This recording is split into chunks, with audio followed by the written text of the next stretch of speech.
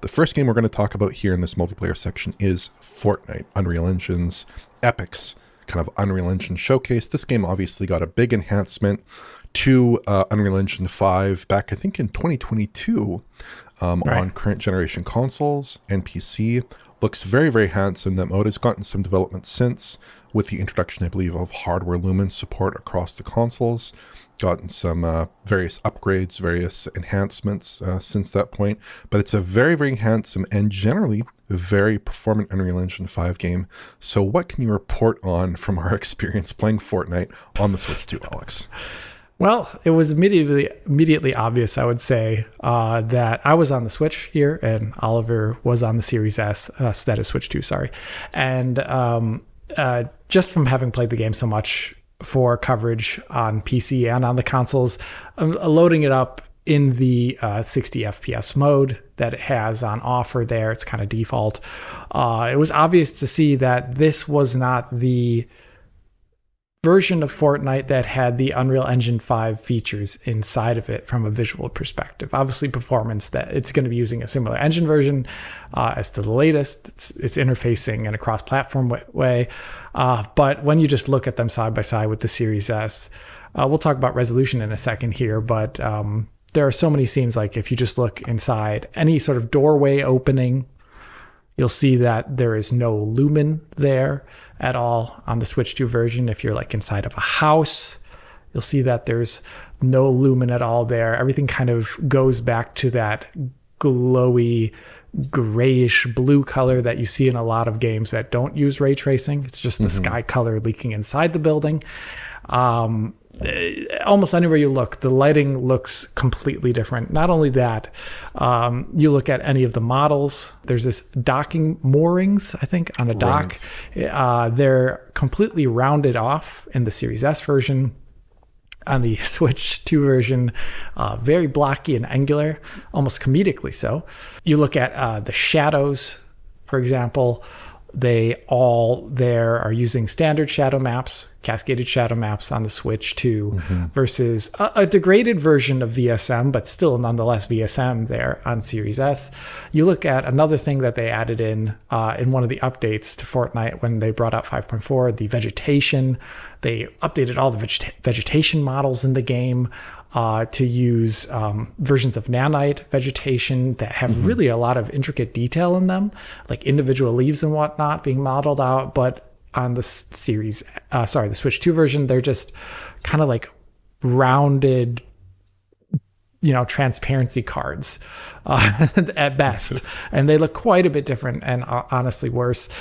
Things like just walking into the distance, you'll see very generically like just stuff popping in quite close to the camera that doesn't happen to the same degree at all on Series S, even though, Series S still actually has technically pop-in at a distance due to HLOD behavior within Unreal Engine 5. But it's basically the last gen version here when you look at it from a visual perspective. And that is quite telling, I almost feel. I don't know how you feel about it, but of all the people and groups that I would have thought would have shown off Unreal Engine 5 features working on Switch 2, I thought it would have been Epic because they kind of want to show the game off at its best, but they didn't appear to do that. And Oliver, you can talk a bit about resolution maybe, but I don't know. What do you think about this? Yeah, I think it's certainly very curious because you would expect, I think Epic has this very strong incentive to show their partners, show their clients, we can get Unreal Engine 5 running on Switch 2 and we can deliver all these features. Wouldn't that be fantastic? Of course, that would be great if it could be done. But I think here they're also up against different kinds of constraints, different kinds of pressures, where this is a 60 FPS title, I think, predominantly. This is a game that people are looking for those higher refreshes on.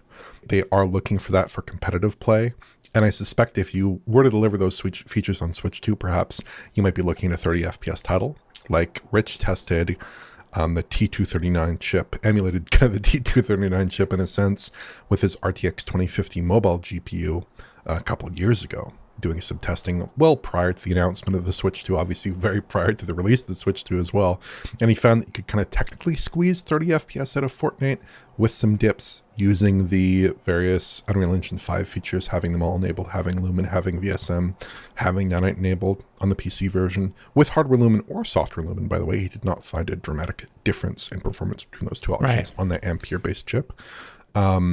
But would that be sufficient for Switch 2 users who are already coming from Fortnite and Switch 1, which is a 30 FPS title? I think they're probably looking for that enhancement to performance more than anything else. But yeah, overall, I think with Fortnite and Switch 2, all of Alex's comments really ring true. It just looks like a totally massively different game. Just looks much, much better on Series S. It's just a categorical difference in lighting quality and model quality and even in shadow quality in many instances. It's just a really dramatic difference. And I think you do notice, especially in interiors, that kind of leaky blue tinted look that we're so used to seeing from Fortnite across many different platforms, used to seeing in general from open world type games that are using engines like Unreal 4 that can't really deliver a really granular, really good GI solution for their worlds. But on Series S, you are getting that really nice indirect lighting detail. You are getting that really nice lumen detail. You aren't getting that on Switch at all. So yeah, just a huge difference there. But one area where, interestingly, the Switch 2 version does have some advantages over Series S lies in resolution and image quality, because Series S is rendering at about 720p-ish in a lot of the shots I looked at. In the same shots, Switch 2 is rendering a little bit higher than 1080p. I believe the game is using TSR on both platforms. Based on the artifact patterns on Switch, they look very similar to Series S, which we know is a TSR title. Definitely. Obviously, Epic would use TSR. I think they probably have some incentive even to use it on Switch because they want to show that their own proprietary technology is perhaps better or at least appropriate for use on Switch 2 as an alternative to DLSS perhaps. But I would say here that both machines produce a fairly similar looking final image. It's just that Switch 2 has a little bit less artifacting in motion. Looks a little bit cleaner there. Mm-hmm. Epic is quoting 1224p in docked play, which I think might be the reconstruction target for Switch 2. But performance is quite good as well. There are some minor frame rate drops on like sector transitions, loads, whatever, perhaps.